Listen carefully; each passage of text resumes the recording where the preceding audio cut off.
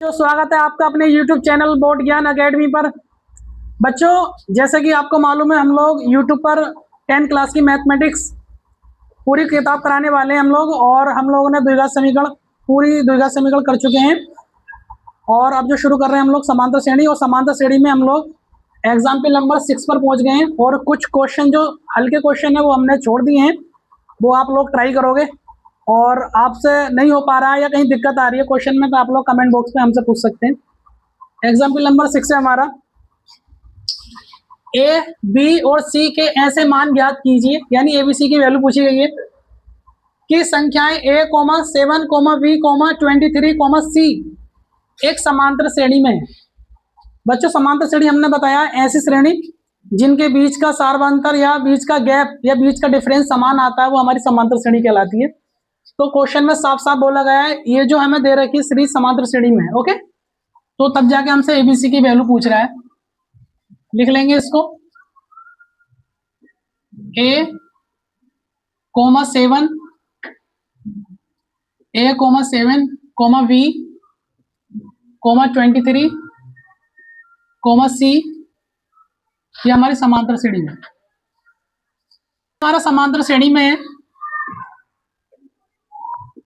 समांतर श्रेणी में तब जाकर हमसे बोल रहा है ए का मान, बी का मान और सी का मान, तीनों की वैल्यू पूछ रहा है हम लोगों से। ठीक है, कर लेंगे। हमने अभी क्या बताया, इनके बीच का गैप समान आना चाहिए, यानी D1, D2, D3 समान आने चाहिए।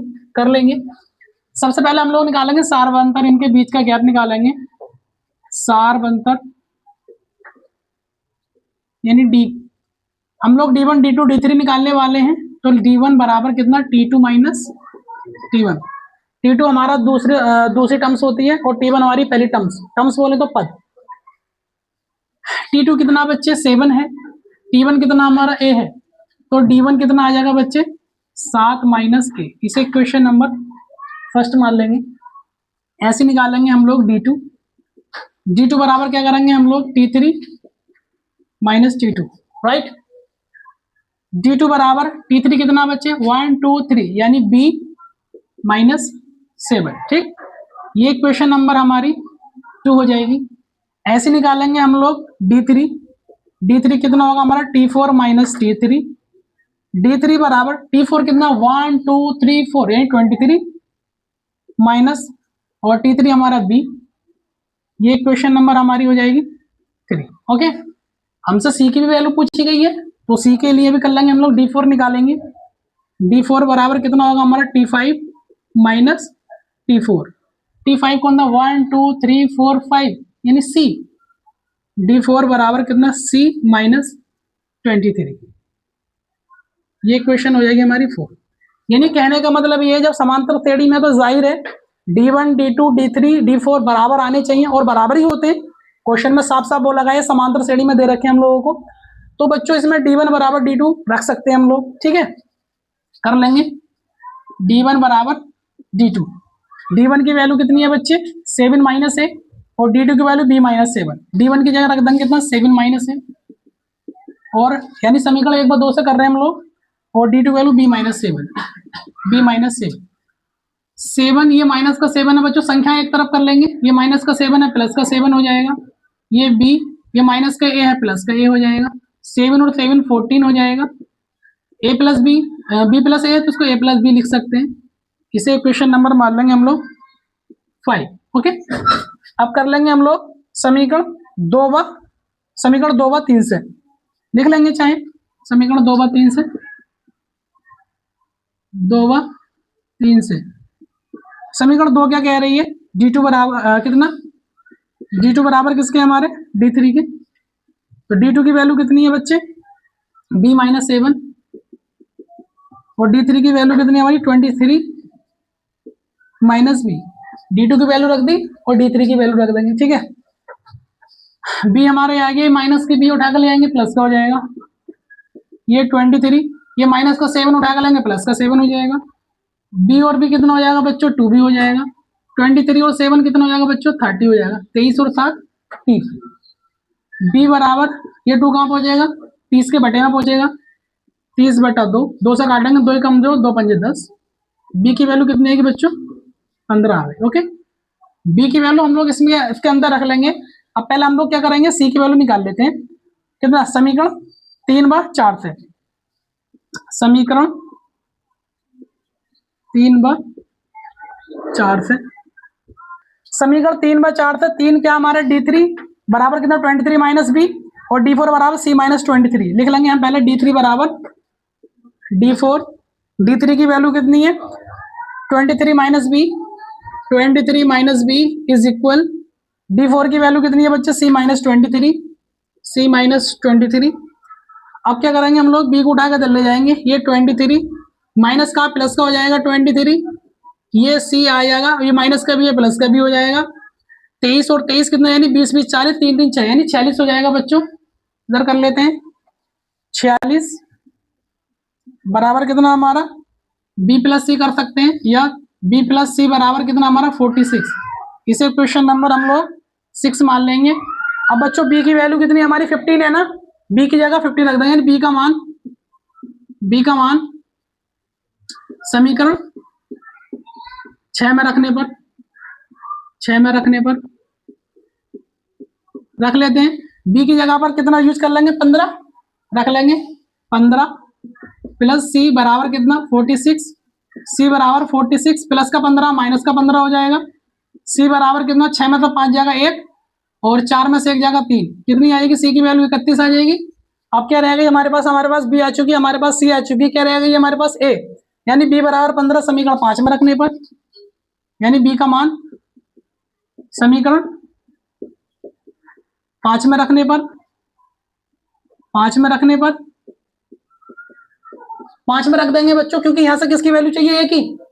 कितना? 14 is equal a plus b की जगह कितना? 15। 14 प्लस का 15 माइनस का 15 हो जाएगा। इधर क्या रह गया हमारा? ए। 14 में से 15 निकालेंगे, यानी 14 में 15 का माइनस का 1 बचेगा, इज इक्वल ए, सीधा करके लिख देंगे ए बराबर माइनस का 1। तो हमारे पास ए, बी और सी तीनों वैल्यू आ चुकी है। ए की वैल्यू माइनस की 1, बी की वैल्यू 15 और सी की वैल्यू 31। लिख लेंगे ए बराबर कितना हमारा? -1, कोमा बी बराबर कितना हमारा? 15, और सी बराबर कितना बच्चे? 31। यही हमारा आंसर हो जाएगा। एग्जाम्पल नंबर 7 है हमारा, किसी समांतर श्रेणी का nवां पद 6n+2 है, इसका सार अंतर ज्ञात कीजिए। यानी d की वैल्यू पूछ रहे हैं हमसे nवां पद देने के बाद में। कर लेंगे बच्चों, कितना? tn बराबर कितना? nवां पद है तो tn बराबर कितना? 6n+2। इसे इक्वेशन नंबर फर्स्ट मान है। ओके, हमसे पूछा गया सार्व अंतर, सार्व अंतर बोले तो d बराबर क्वेश्चन। फर्स्ट ऑफ ऑल सबसे पहले क्या करेंगे बच्चों, हमें n पद दे रखा है, तो इसमें पहला पद, दूसरा पद, तीसरा पद निकाल लेते हैं इसमें। उसके बाद सार्व अंतर निकाल लेंगे। लिख लेंगे n बराबर 1 समीकरण 1 में रखने पर, समीकरण 1 में रखने पर n बराबर 1 रख लेंगे। n की जगह 1 यानी t1, 6 × 1 + 2 t1, 6 1 = 6 + 2 t1 कितना आएगा? 6 और 2 बच्चे 8 हो जाएगा। ये प्रथम पद आ गया बच्चे। अब लिखेंगे n बराबर 2 समीकरण 1 में रखने पर,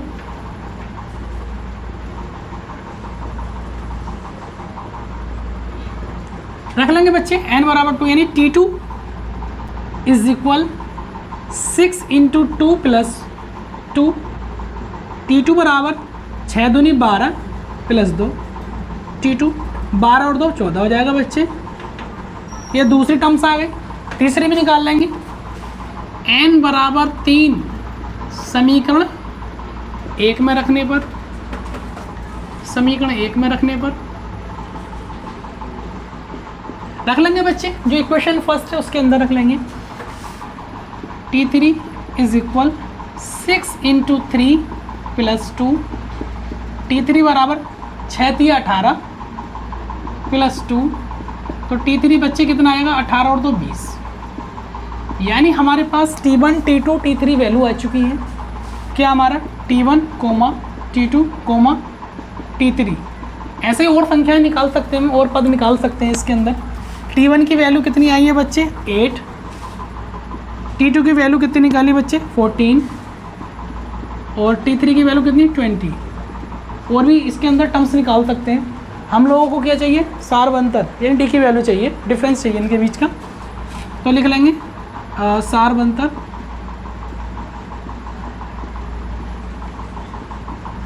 डी बराबर क्या होता है बच्चे T2 माइनस T1।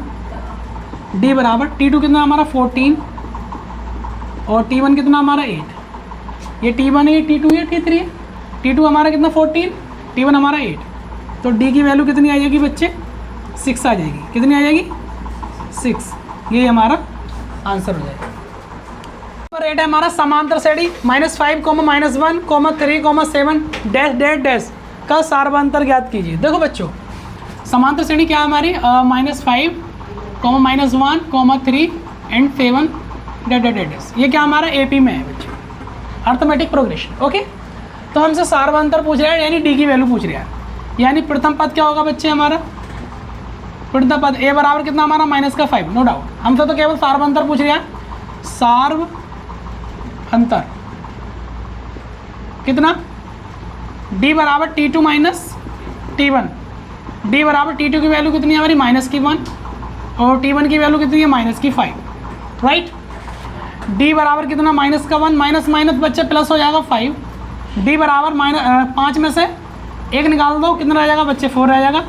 यही हमारा आंसर हो जाएगा। वीडियो पसंद आई हो तो वीडियो को लाइक करें, कमेंट करें और शेयर करें।